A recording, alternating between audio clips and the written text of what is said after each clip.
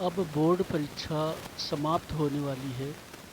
English का paper होने को है और आप सभी लोग इंग्लिश के चैंपियन बनने के लिए उत्साह से भरे हैं। तो इस स्थिति में बस रिवीजन के लिए यह वीडियो प्रस्तुत है। इसका उद्देश्य केवल आपके रिवीजन को अच्छा करना है। इसके क्वेश्चंस को देखिए, इनको समझिए। ऐसे ही पाठ के अन्य क्वेश्चंस को भी समझिए, लिख लिख करके पढ़िए और अपना आत्मविश्वास बनाए रखिए। एक और महत्वपूर्ण बात है कि इस वीडियो को लाइक अवश्य करिए। इसे लाइक करिए, अपने दोस्तों में शेयर करिए और इस चैनल को सब्सक्राइब करिए। इसमें जो नए वीडियो होंगे वे इंग्लिश लर्निंग से संबंधित होंगे। एक बात और है, आप अपना नाम तथा किस स्कूल में पढ़ते हैं, कहाँ से पढ़ते हैं, यह लिखिए, जिससे मुझे लगे कि मेरे वीडियो को कौन कौन से लोग और कहाँ कहाँ से देखते हैं। इस वीडियो का उद्देश्य केवल आपके आत्मविश्वास में वृद्धि करना है। तो मुझे उम्मीद है कि आप पूरे उत्साह से परीक्षा को देने के लिए तैयार हैं। एक बात को आप याद रखें, कोई भी मेहनत कभी भी बेकार नहीं होती है। हर परिश्रम का फल मिलता है। कुछ लोग भाग्यशाली होते हैं, उनको जल्दी मिल जाता है, कुछ लोगों को देर में मिलता है, कुछ लोगों को थोड़ा ज़्यादा देर में मिलता है, लेकिन मिलता अवश्य है। आइए रिवीजन प्रारंभ करें।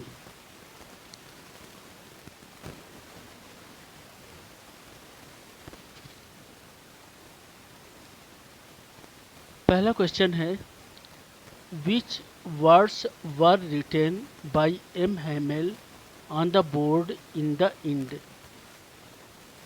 यानी एम हैमेल ने बोर्ड पर कौन सा शब्द अंत में लिखा था। तो फ्रांज एम हैमेल वाली कहानी से आप परिचित हैं।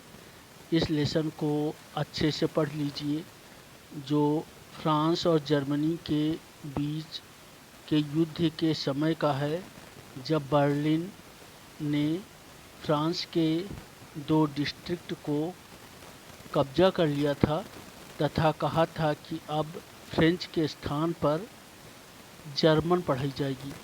तो एम हैमेल बोर्ड पर क्या लिखते हैं, वे लिखते हैं वायु ला फ्रांस, यानी फ्रांस जीवित रहे। M Hamel wrote vive la France on the board. M Hamel wrote vive la France on the board. Why do bangle makers usually lose their eyesight? जो चूड़ी बनाने वाले लोग हैं फिरोज़ाबाद के, वे अपनी दृष्टि क्यों खो देते हैं। They work in dark places, flickering light harms their eyes. यानी bangle makers work in dark places, चूड़ी बनाने वाले अंधकार भरे कोठरियों में काम करते हैं और चमकती हुई जो लाइट होती है, लैंप की लाइट होती है, वह उनकी आंखों को नुकसान पहुंचाती है। Flickering light harms their eyes. What did Douglas decide to overcome his fear of water. Overcome पराजित करना। Douglas decided to learn swimming. तो पानी के डर को हराने के लिए डगलस ने क्या निर्णय लिया? तो उन्होंने निर्णय लिया कि वे तैराकी सीखेंगे।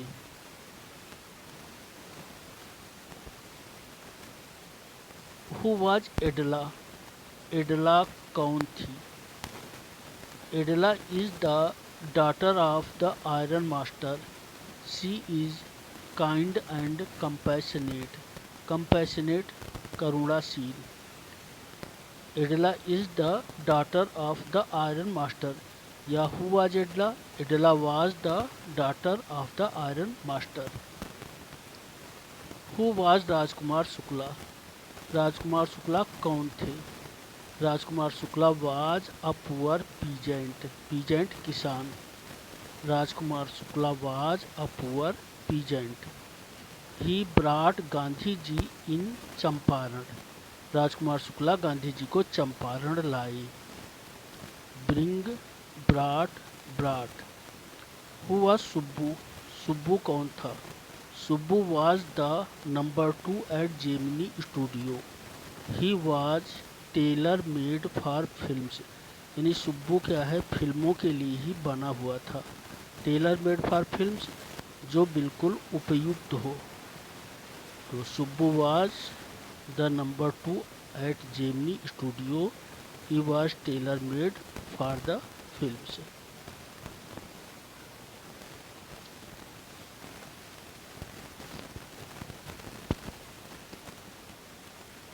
Who was the interviewer? Interview लेने वाला कौन था? Who was the interviewer? Mukund Padmanabhan from the Hindu. तो इंटरव्यूअर कौन था? द हिंदू अखबार के Mukund Padmanabhan. Who is the interviewer? Mukund Padmanabhan from the Hindu is the interviewer.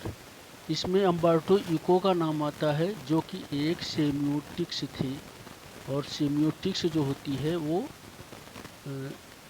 The study of science होती। SIGNS। Who is idolised by Sophie? IDOLISED। Idol माने होता है आदर्श बनाना, या जिसका बहुत ही पूजा भक्ति आदर्श समर्पण किया जाए। Who is idolised by Sophie? Sophie किसको आइडोलाइज्ड करती थी?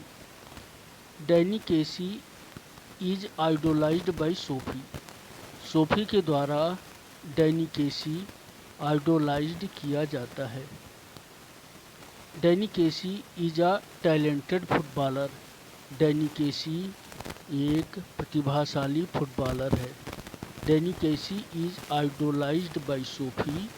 Danny Casey is a talented footballer. Who was sitting beside the poetess? अब कविता प्रारंभ हो गई हैं। पोएटेस के पास कौन बैठा था? Who was sitting beside the poetess? Her mother was sitting beside the poetess. यानी पोएटेस के पास उसकी माँ बैठी थी। What is the theme of the poem? कविता की थीम क्या थी? कविता की विषय वस्तु क्या थी? The theme of the poem is ageing and love for her mother. तो इसकी थीम थी उम्र का बढ़ना and love for her mother. What is life about? ये पाब्लो नेरूदा की कविता है, keeping quiet. What is life about? Life is about living it to the fullest. जिंदगी क्या होती है? जिंदगी उसे पूरी तौर पर जीना होता है। What is life about? Life is about living it to the fullest. यानी पूरी तौर पर जीवन को जीना ही जीना है। Who is always alive? तो who is always alive? ALIVE, alive उच्चारण होगा इसका। What is always alive? हमेशा जीवित क्या होता है? Only the earth is always alive. केवल पृथ्वी हमेशा जीवित होती है, बाकी सारी चीज़ें कुछ समय बाद मर जाती हैं, लेकिन पृथ्वी तुलनात्मक रूप से बहुत दिन तक के लिए अमर होती है। Only the earth is always alive. Pablo Neruda. How does a thing of beauty give us ever lasting Joy? Ever lasting हमेशा बने रहने वाला। How does a thing of beauty give us ever lasting Joy? A thing of beauty gives us everlasting joy because its loveliness increases with time। यानी सुंदर चीज़ें हमें everlasting joy आनंद देती हैं, क्योंकि because its loveliness increases with time, क्योंकि इनकी जो सुंदरता है समय के साथ बढ़ती रहती है। increases with time। A thing of beauty gives us everlasting joy because its loveliness increases with time। Name the poet, यानी इसे किस पोएट ने लिखा है? John Keats. Who made the roadside stand? ये रॉबर्ट फ्रॉस्ट की कविता है। Who made the roadside stand? Poor people made the roadside stand। Poor people made the road side stand.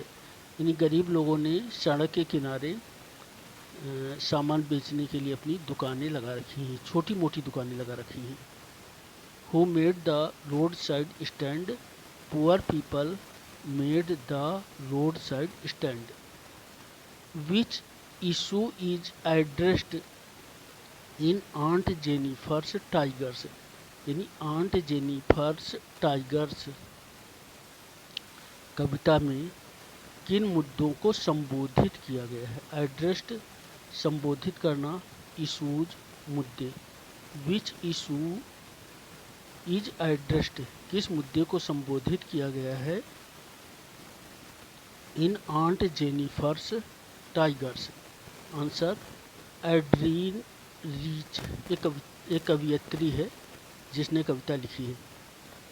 एड्रीन Rich addresses the issue of male dominance in this poem. Male dominance यानी पुरुष लोगों के प्रभुत्व को। Adrienne Rich addresses the issue of male dominance in this poem. तो ये जो है छोटे छोटे क्वेश्चंस थे, उनके आंसर थे, और इसका उद्देश्य है कि आप समझ करके इसे याद कर लें, समझ लें और इनका थोड़ा सा बढ़ा करके इनका उपयोग करें। तो जैसे ये कविता के जो पॉइंट हैं, ये सेंट्रल आइडिया में भी आपकी सहायता कर सकते हैं। तो इसे पढ़िए, इस चैनल को सब्सक्राइब करिए और इसे लाइक ज़रूर करिए। और इससे भी ज़्यादा महत्वपूर्ण बात है कि आप अपना नाम तथा कहाँ से देख रहे हैं, किस कक्षा में पढ़ते हैं, ये सब ज़रूर लिखें। थैंक यू, धन्यवाद।